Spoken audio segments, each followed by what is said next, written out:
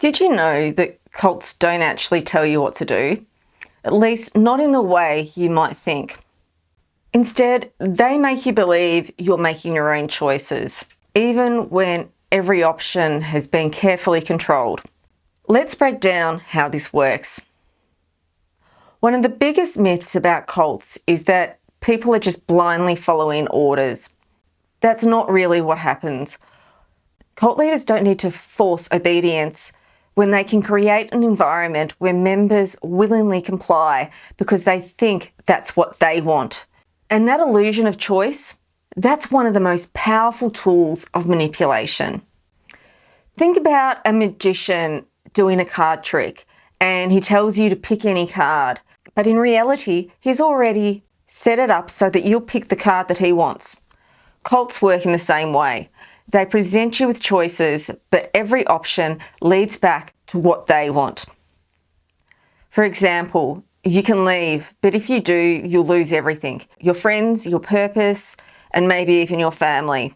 You can question the leader, but if you do, it proves you're spiritually weak or under the influence of evil forces. You can take a break, but that means you're failing your mission and someone else will suffer because of your selfishness. So technically, you do have a choice, but only one ever feels acceptable. Then there's internalized control. Here's where it gets even trickier. Over time, cults don't even need to force rules. Members do it to themselves. They monitor their own thoughts, suppress their own doubts, and even report each other if someone steps out of line. Psychologist Robert Lifton calls this thought reform. Instead of an externalized authority controlling you, you start controlling yourself according to their rules. And because it feels like self-discipline rather than coercion, you don't necessarily realise how deep you're in. Personally, I prefer the term thought reform over brainwashing because it better describes how coercive control actually works.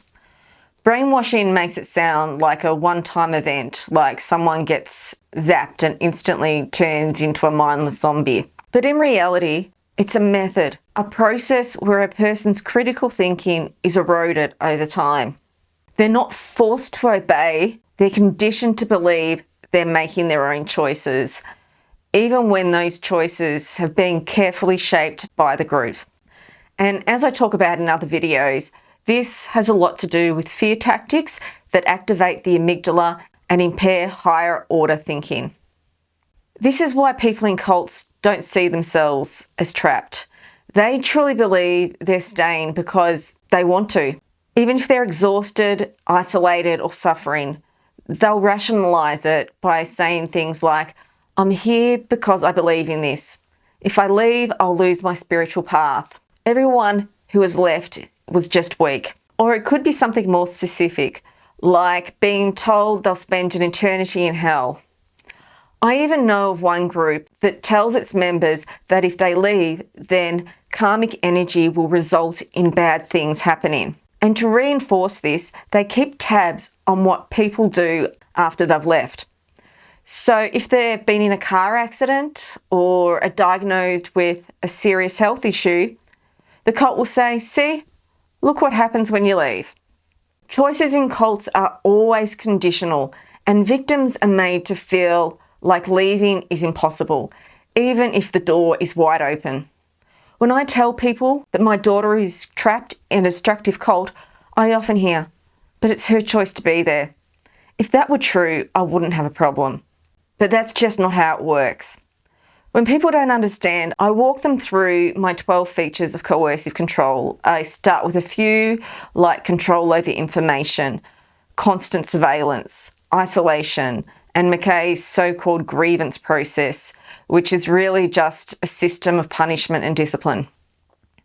At that point, people either start to get it or they just look stunned, trying to wrap their heads around what it would be like to live in a space where every single aspect of coercive control is at the highest level, total domination. True freedom of belief and conscience is when you're able to come and go from a group without fear of being judged or ridiculed.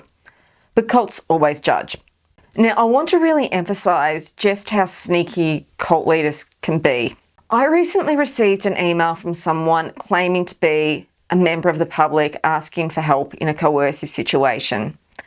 I can't share the details because it was deeply disturbing, so much so that I felt compelled to pass it on to the police. Their response, they dismissed it as a likely scam. But immediately I suspected it was my daughter's cult leader. That might sound like a bit of a leap, but it wasn't. Before I even contacted the police, I'd noticed things in that email that just didn't seem right. I've had other people in coercive situations contact me, and while everyone is different, this email had some unusual details. Details that matched this cult leader's style of communication. He also has a long history of creating fake profiles and email addresses to manipulate people. So getting that second opinion from an outside source was just what I needed to confirm that what I was reading really did sound off. Now, proving it was him, that's almost impossible. But fortunately, I recognise how coercive control often presents itself in unexpected ways. If it was him, that email didn't have the impact he probably wanted. I suspect he was trying to bait me into responding and saying things that he could later use against me. I'm not being paranoid. He's done this sort of thing to me before, and since this deception has worked on past occasions, he probably thought he could get away with it again. And this is exactly how cult leaders operate. They manipulate situations so that people feel like they're making their own choices, when in reality, every option has been carefully set up to benefit them. I'm not even a member of my daughter's cult, but the leader tries to control me. And since there are no laws to protect people from religious abuse in Australia, it's really quite frustrating. So how do you break free from a system like this? The first step is recognising the illusion, realising that some people just can't be trusted, no matter how convincing they may seem. Cult leaders manufacture stressful situations so that decisions are made under extreme pressure. And when members are cut off from outside support, the only guidance they have comes from within the group. But that isn't a real choice. That is coercion. Coercion disguised as autonomy.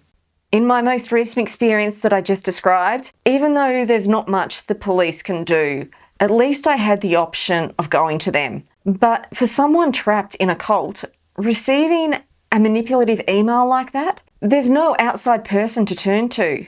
They don't have a safety net. And that's exactly how cult leaders want it to be. And that's why education about coercive control is so important. If you can spot these tactics early, you can protect yourself and others from getting trapped.